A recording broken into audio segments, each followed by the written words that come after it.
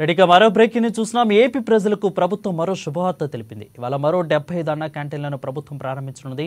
ఇక సీఎం చంద్రబాబు చేతుల మీదుగా 2 విడత క్యాంటీన్లను ప్రారంభించనున్నారు. మొదటి విడతలో 100 అన్న క్యాంటీన్లను ప్రభుత్వం ప్రారంభించింది.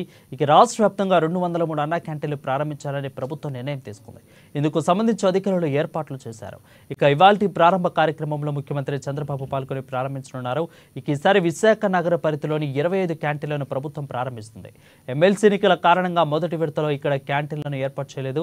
ఇక ఈ క్యాంటీన్లలో 15 రూపాయలకే 3 పూటల భోజనం పెడుతుంది. ఇక ఉదయం టిఫిన్, మధ్యాహ్నం లంచ్, రాత్రి డిన్నర్ అందించాలనే ఉద్దేశంతోనే చంద్రబాబు సర్కారు అన్న క్యాంటీన్లను ఏర్పాటు చేసింది.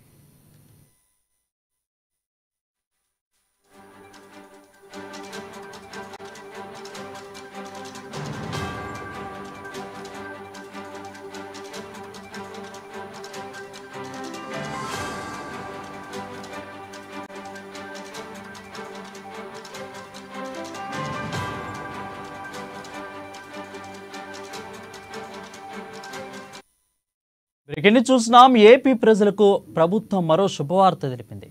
ఇవాళ మరో 75 అన్న క్యాంటీన్లను ప్రభుత్వం ప్రారంభించనుంది. సీఎం చంద్రబాబు చేతుల మీదుగా 2 విడత క్యాంటీన్లను ప్రారంభించనున్నారు. ఇక మొదటి విడతలో 100 అన్న క్యాంటీన్లు ప్రభుత్వం ప్రారంభించింది. రాష్ట్ర వ్యాప్తంగా 203 అన్న క్యాంటీన్లు ప్రారంభించాలని ప్రభుత్వం నిర్ణయం తీసుకుంది.